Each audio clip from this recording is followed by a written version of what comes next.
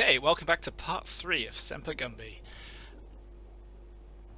So, at the end of the last one, we were kind of looking at this German team over here, trying to work out what was going on, because we got this guy at the back, and he's special, because he has the carbine, he's got the G36 Kurtz, and a radio. That makes him important. Don't look important on the battlefield, it's really bad for your health. So in the meantime, it's only been about half an hour since I sent the turn back. I've had a very quick eyeball through some of the German units in the scenario editor, and I think that this is a scout team, or an Aufklärungsteam. I am going to butcher whatever German pronunciations come up here, so you just have to forgive me. So what would be interesting to see is if I see more of these, or if I start seeing some other units. I think most of the German formations have some reconnaissance elements built in, like these guys. Usually with like a jeep, like a wolf utility vehicle, something like that. So we'll see what we see. Hopefully these guys here, they're going to run into this building. Hopefully they might see some, and one of them might get like a Raufoss round to the face. That would make my day. Well, I say that. It's only about 5 o'clock. And we got, there's potential for a lot more turns to go. We're not too far apart in space and time here. The only other, apart from looking for other stuff up here, and keep an eye on this corner, because I want to shoot stuff over here. I want to make Halloween think I'm further forward than I am, remember. In case there are other planes along, we've got this Humvee here, which is currently in a position where it may look like it's a tank, covering down this street. The driver's going to get out and leg it, and hopefully survive. So yeah, little decoy there. We'll see if that attracts any planes, or if Halloween has just cancelled the planes. I think if he has one plane, I believe it's the one which will now have 3 500-pound bombs left. So if he can drop one on that, on an empty Humvee, awesome. That would be fantastic. So let's just press go and let's see what we get. Should get the drone up at the end of... Ooh, a sound contact. Hello there. I was wondering if he was going to go all infantry. Didn't seem very likely, but it was a possibility. And we've got some more infantry down in the stream bed there.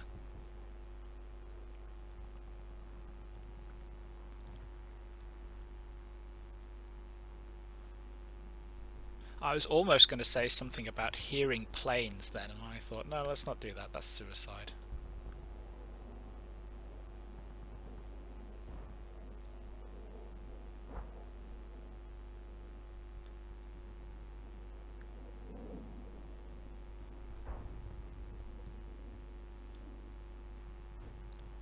Oh, yeah, we might get some infantry contact there. These are the only guys who are going to be able to see them. Looks like they've stopped. A bit far away here to hear any gunfire, but we might have gotten stuck in there. Excellent. So let's give this the replay and zoom in over here. Nothing happens on my part of the map. So we've got this contact here.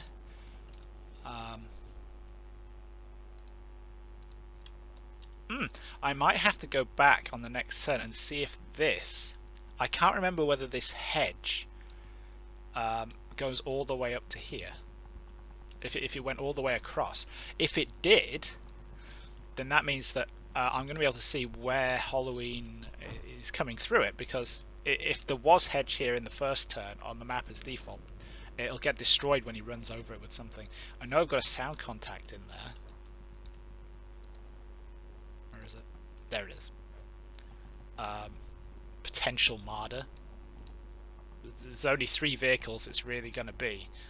A tank, the Leopard, the Marder, or a Fuchs, which is like a 6-wheeled APC.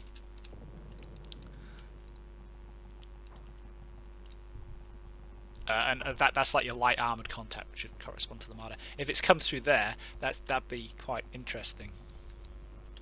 Assuming that it's been heard correctly. It's these guys, just these two teams here who are hearing it.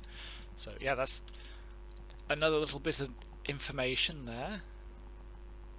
And this is a new team, this one, isn't it? Yeah. Sat there, looking important there with his binoculars. Doesn't have the carbine though, so it's not necessarily a recce squad.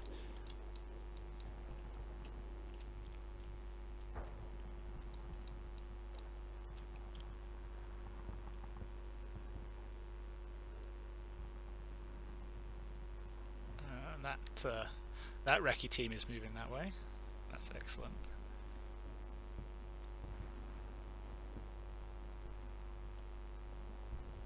So we're going to get a contact over here, and this one here I think solidifies as well. It should pop in a couple of seconds. I'm going to see what that is. Boom, there we go. What are you? Infantry. That's just the Panzerfaust 3 again. Incident, I'm pretty sure they don't carry them around with the rockets in like that, or that the scale is somehow off, because that is massive.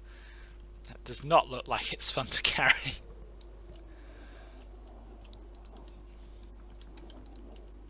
I lost track of those, but we have these guys here.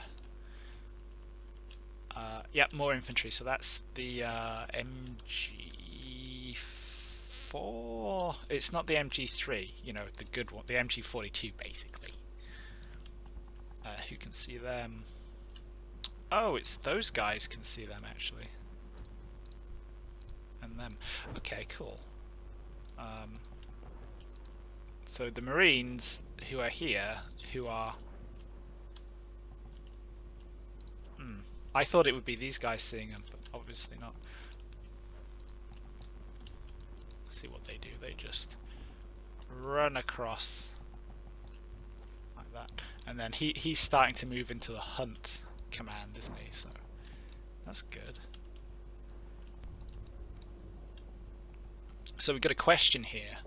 A do we engage question.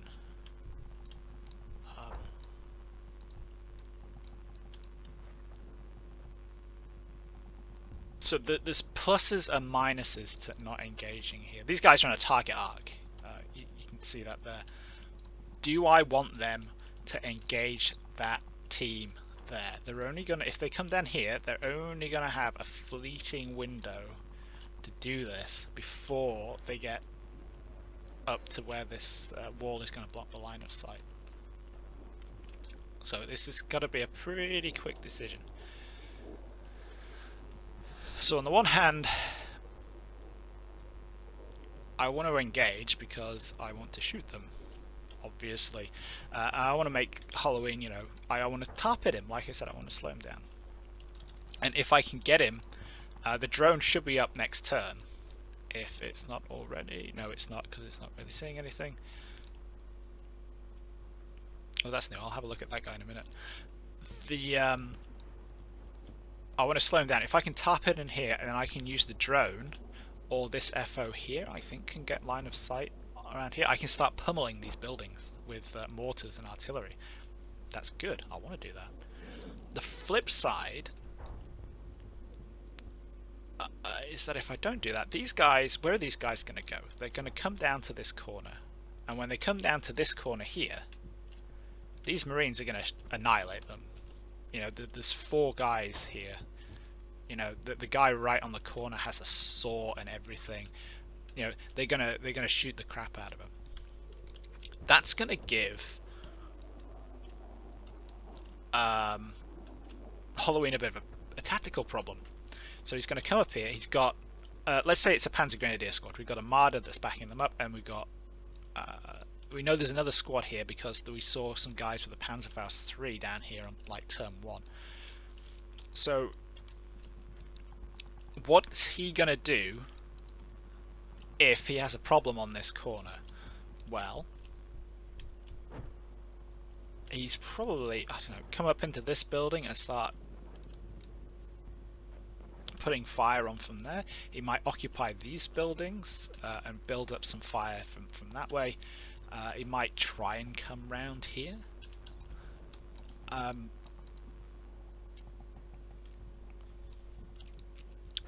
Or he might, you know, if he can. The point I'm trying to get to here, very clumsily, is what he's going to try and do is he makes contact. Step 1, find contact. Step 2, build up file superiority to suppress contact. Step 3/4, contact either runs away or is suppressed enough for him to move forward and engage directly. So if he's moving forward here, probably in quite a bit of force because he thinks this contact is suppressed and he doesn't know about the sniper team, I might get better results and have a bigger impact by letting him develop things here and then revealing the position of the sniper. Because really, is he... That's a pretty tough shot. I mean, he's just got 2 pumpkins to shoot out there, which he could probably hit. But, you know, the range isn't that far, but small target, moving target, I think let's wait with that sniper team. Best case scenario is he pops the he pops the Marder around the corner. He pops the Marder around the corner to try and engage them, and I have a small team up here in that. There we go. That window there. That guy. Oh, too much zoom. You know, look at that. If he can potentially pop a Marder, much happier. So, yeah, when we go into the orders, let's get those guys a hide order, because what I want them to keep their heads down where they are to not give the game away. Or maybe we should try and engage.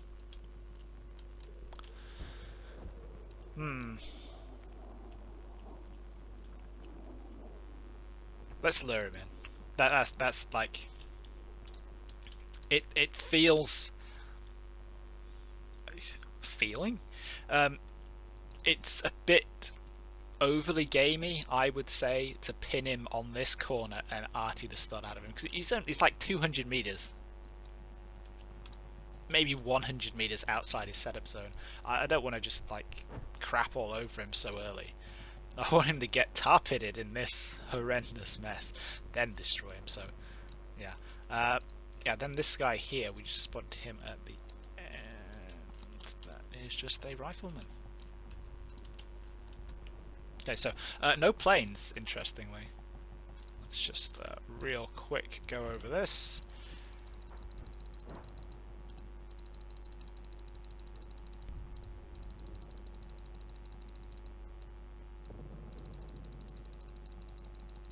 Yeah, who can see who? That is that sniper team, that sniper team. Who actually has loads of things to shoot at, these guys.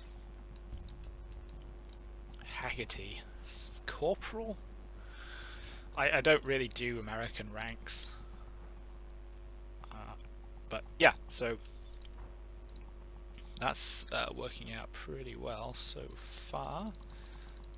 No air power again, so I don't know if he hasn't called it in, or if he's waiting, or what, but let's get you guys